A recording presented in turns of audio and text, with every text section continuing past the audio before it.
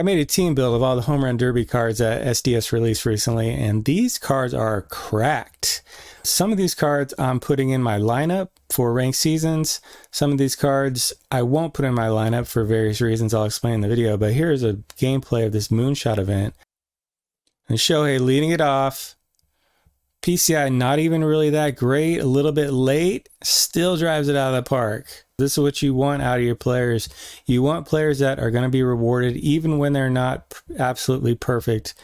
When they miss the ball a little bit or are a little late, you're still going to get rewarded. And then Trevor Story gets into one, a little late again, pretty good PCI, a little late, still drives it out. I don't know how he's not the best shortstop right now. He has the most power, good speed, decent defense so far, ranking him as #1 shortstop right now. Only about 40,000. Then we got, who is this? Matt Olson, a little bit foul. Then I just ground out here. Then got Pete Alonso.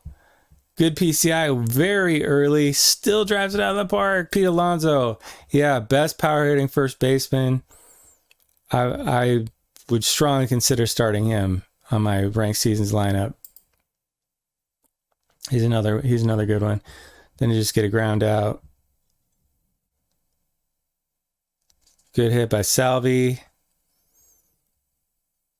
Joey Gallo walks. Wander Franco hits it on the button, but right to him.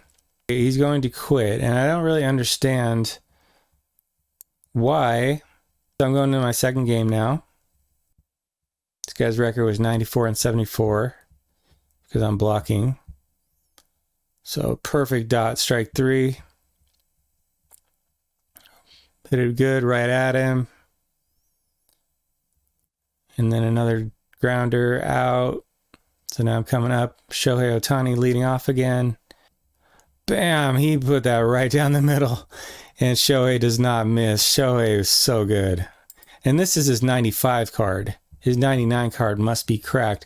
And you got to watch College Lefty's videos. He's talking about how you can play Shohei Ohtani, the pitcher card, the collection reward card, how you can play him in the field. Because there's ways. It'd be too long to explain in this video, but I'll leave the link in the description. There's very many ways you can still play the pitcher Shohei Ohtani card in left field or right field or center field. Let's just keep going here. So Shohei Ohtani, very nice swing. This isn't even his best version. So definitely best left-handed outfielder, in my opinion. Trevor Story gets a good double. Then we got Matt Olson coming up. He gets into that one. Over the fence. Yeah, very good. It's going to be tough. It's a tough log jam at first for left-handed first baseman. You got Matt Olson, David Ortiz, and Jim Thome. Who do you choose if you want a left-handed first baseman? They're all top tier, so I'm not sure which one is best, but Matt Olson's definitely in that group. So we got 3 good hits there, and this person quit too. So yeah, man, I don't know. These home run derby players are just making people quit, I guess. Here we go for the third game. This person's record is good, 52-13. A good hit with Shohei to lead it off. Trevor Story walks. Got Matt Olson. Doesn't get by him, but it does advance the runners. Pete Alonso, good hit up the middle. That scores 2. I got Juan Soto up. Just gets by him. Unfortunately, Juan Soto is unusable, however, because he's too slow in the outfield. He doesn't have a secondary, so he's probably the worst card out of all these home run derby cards, just because he can't play in the field very well. But here we go for Salvi. Almost gets into one. Just a little late. Warning track. I'm not going to try to go to third. Then we got Joey Gallo. Crushes it. Up and in. Crushed it for a 3-run home run. Make it 5-2. Yeah, Joey Gallo is another one. His contact versus right is a little bit lower than you'd like. And contact this year is more important than previous years. So I wouldn't recommend him. Maybe if you want a left-handed third baseman, you play him, because I don't really know of any other left-handed third baseman. But other than that, I would say you probably find better options with better contact. But he still has a great swing, so I don't know. You can still use him if you want. But Wander Franco, just doesn't get into it. I think I've had 40 at bats with Wander Franco. He's batting like 400 or something, but I have 0 home runs with him. So I love switch hitters, but Trevor Story has just got a lot more power than Wander Franco. So I have to side with Trevor Story over Wander Franco, but I might play Wander Franco a second. Who knows? So I struck out there. That wasn't a good one. This guy's Brett Honeywell with this screwball. But I get into one to Matt Olson. A little under it. Still goes out. Pete Alonso hangs the curveball.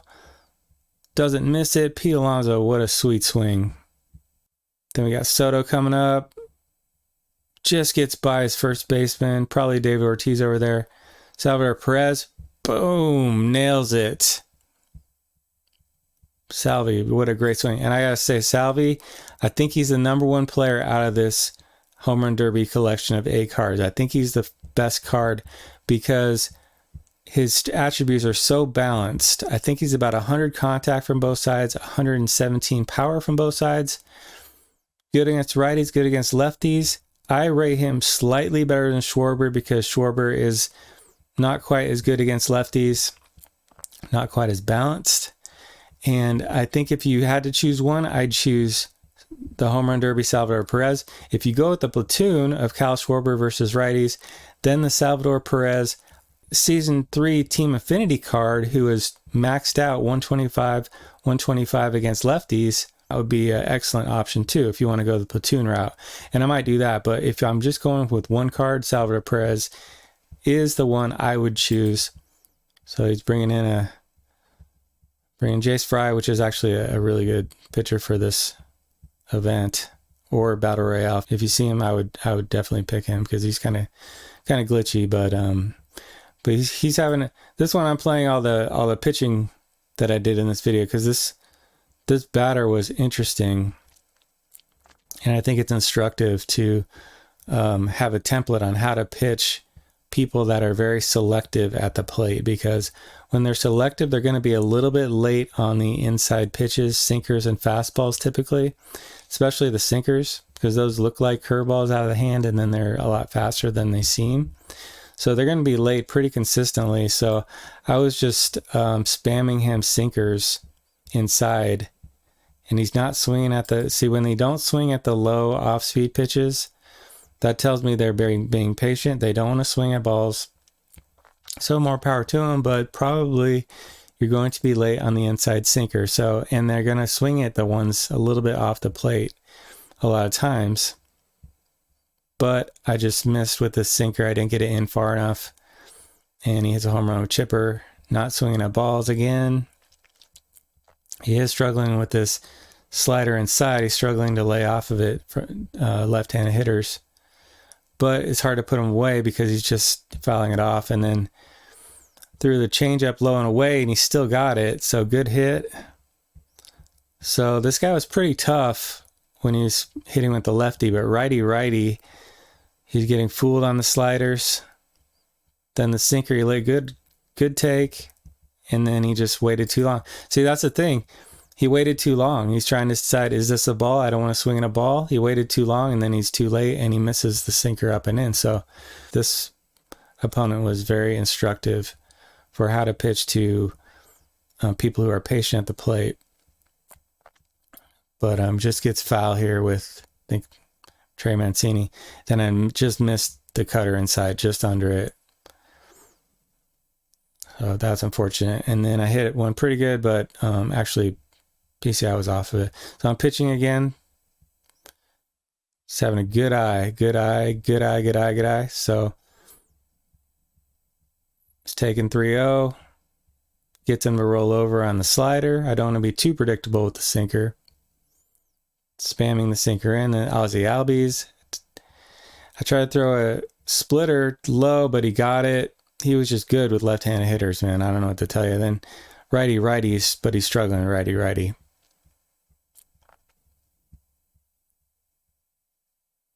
Then he's getting a little better on the sinkers in, so I got to be aware of that now. Now he's just struggling with the slider. He can't seem to lay off that slider off the plate inside to a lefty. He does swing at one low, but he doesn't. He fouls it off. low and away change. He still hits it pretty good. This guy was tough when he was hitting with left-handed hitters.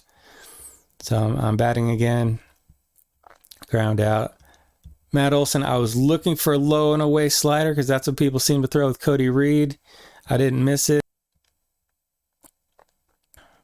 Then I get to slider, I sinker up and in. I guessed that one too. I didn't think he'd follow up with another slider, so I guess sinker. I got it with Pete Alonso. Then just a ground out Juan Soto. He's thinking about changing his pitcher, but he didn't to Salvador Perez, and maybe he should have. Salva gets the changeup low. You don't want to throw it down the middle and low. That's a pitch that's going to get hit by most people, so I got that one. And I just ground out to end the inning. So I got 7-2. Still sticking with the same formula. Sliders away, sinkers in. Sliders away, sinkers in. He's flailing at the slider. The sinker, he lays off it. Good take. He's just too late. And then I could have got this probably. I don't know if I had the best angle on it. I probably could have got that one, but I missed it. And then gets him again. So he's just having a good eye like he did all game. Then he gets that for a hit. David Ortiz, I really don't want to face any more lefties. I think he was like 4 for 5 with lefties. So I want to go with a lefty, but he brings in Dante Bichette. Gets him with the sinker, slider. He shouldn't have been stealing here. That was kind of ridiculous to steal in that situation. He needs 6 runs to win or 5 to tie. If he would have been thrown out there, that would have been game over. This run on second means nothing. He needs 5 more, 6 more. There is no double play opportunity, so there's really no reason to steal. Maybe he was just trying to shake things up or get under my skin. I don't know, but that was not a good baseball move. Here's a slider inside. Lays off it, sinker, fouls it off, slider. And then change up away, he pops it up. So this guy was tough. Righty lefty or lefty right. He might be one to just do an all switch hitter lineup because he probably would be pretty tough if he did that. So run it down again. If I'm ranking these cards 1 through 8, these 8 home run derby cards, Salvador Perez I think is number 1, Trevor Story number 2, Pete Alonso number 3. All 3 of them I would probably start on our ranked team right now. Shohei Ohtani number 4, but obviously his collection reward card will be better than this home run derby. Then we had Matt Olson, also very good first baseman, potential starter. Then we had Joey Gallo. You could play him at third if you want. He's probably too slow for the outfield. You probably want better contact against righties. Then Trey Mancini is just like a poor man's Pete Alonso. So if you're going to get Trey Mancini, you might as well get Pete Alonso because Pete Alonso is a little bit better.